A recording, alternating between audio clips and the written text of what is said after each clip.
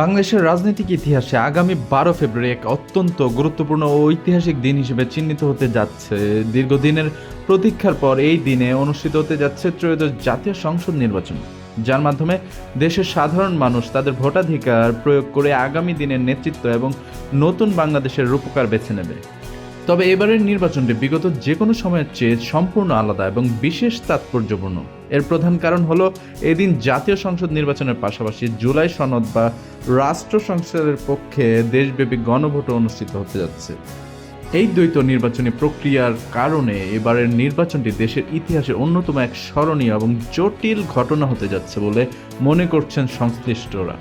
একই দিনে দুটি বড় ও স্পর্শকাতর ভোটিং প্রক্রিয়া সম্পন্ন হওয়ার কারণে ভোট গণনা এবং চূড়ান্ত ফলাফল প্রকাশে বিগত নির্বাচনগুলোর তুলনায় কিছুটা বেশি সময় লাগার জোরালো সম্ভাবনা রয়েছে। সরকারের উচ্চ পর্যায় থেকে জানানো হয়েছে, এই বিলম্বের প্রধান উদ্দেশ্য হলো প্রতিটি ভোটের স্বচ্ছতা, সঠিকতা এবং সর্বোচ্চ নির্ভুল নিশ্চিত করা, যাতে জনমতের প্রকৃত প্রতিফলন ঘটে।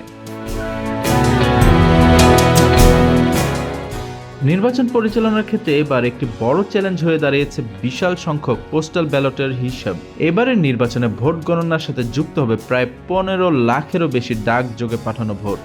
নির্বাচন কমিশনের সর্বশেষ তথ্য অনুযায়ী এবার দেশীয় ও প্রবাসী মিলিয়ে মোট 15,33,684 জন ভোটার পোস্টাল ব্যালটের মাধ্যমে ভোট দেওয়ার জন্য পোস্টাল ভোট বিডি অ্যাপে সফলভাবে নিবন্ধন করেছেন। এর মধ্যে একটি বিশাল অংশ অর্থাৎ প্রায় 7,61,138 জন হলেন প্রবাসী বাংলাদেশি, যারা পৃথিবীর বিভিন্ন প্রান্ত থেকে দেশের ভাগ্য নির্ধারণে অংশ নিচ্ছেন। এই বিপুল সংখ্যক ব্যালট নির্ভুলভাবে গণনা করা এবং সংশ্লিষ্ট সংসদীয় আসনের সাধারণ ভোটের সাথে সেগুলোকে সমন্বয় করে নির্বাচন কমিশনের কর্মকর্তাদের জন্য একটি বিশাল সময় সাপেক্ষ কাজ। গত 5 জানুয়ারি পর্যন্ত পোস্টাল ভোটের রেজিস্ট্রেশন প্রক্রিয়া চলে এবং এরপর থেকে প্রবাসী পাঠানো ভোটগুলো আন্তর্জাতিক ডাকযোগে বাংলাদেশে আসতে শুরু করেছে। এই পদ্ধতিগত জটিলতার কারণে ফলাফল প্রকাশে কিছুটা বিলম্ব হতে পারে বলে সতর্ক করা হয়েছে।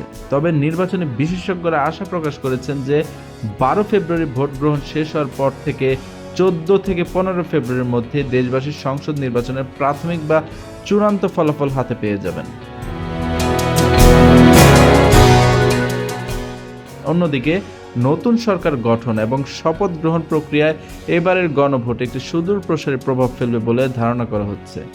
বিশেষজ্ঞদের বিশ্লেষণ অনুযায়ী যদি গণভোটে হা ভোট জয়যুক্ত হয়, তবে নির্বাচিত নতুন সরকারের উপর জুলাই সনদের রায় বা সংস্কার প্রস্তাবগুলো বাস্তবায়নের বড় ধরনের আইনি ও নৈতিক দায়িত্ব বর্তাবে। সেক্ষেত্রে সংবিধানের সংশোধনের মাধ্যমে সংসদে উচ্চকক্ষ ও নিম্নকক্ষ গঠন সহ রাষ্ট্রের বিভিন্ন মৌলিক কাঠামোগত সংস্কার বা আইনি জটিলতাগুলো নিরসন করেই চূড়ান্তভাবে সরকার গঠন সম্পন্ন করতে হবে। এই বিশেষ সংস্কার প্রক্রিয়ার কারণে শপথ গ্রহণ ও পূর্ণাঙ্গ মন্ত্রিসভা গঠন হতে হতে হয়তো ফেব্রুয়ারি মাসের শেষ নাগাদ সময় লেগে যেতে পারে। তবে যদি গণভোটে না ভোট জয়যুক্ত হয়, সেক্ষেত্রে বর্তমান সাংবিধানিক কাঠামো বজায় থাকবে এবং সরকার গঠনের প্রক্রিয়া তুলনামূলক কম সময়ে ও দ্রুত সম্পন্ন হতে পারে।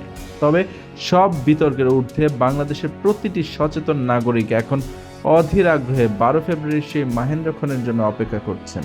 কারণ এই দিনের ব্যালট যুদ্ধের মাধ্যমে নির্বাচিত হবে জুলাই পরবর্তী বাংলাদেশের আগামীর প্রধানমন্ত্রী কে হতে যাচ্ছেন এবং দেশের রাজনৈতিক ও প্রশাসনিক সংস্কারের গতিপথ কোন দিকে মোড় নেবে। এই নির্বাচন কেবল একটি ক্ষমতার রদবদল নয়, বরং এটি রাষ্ট্র সংস্কারের আকাঙ্ক্ষা এবং জনগণের স্বতঃস্ফূর্ত ইচ্ছার প্রতিফলনের একটি নতুন যুগের সূচনা।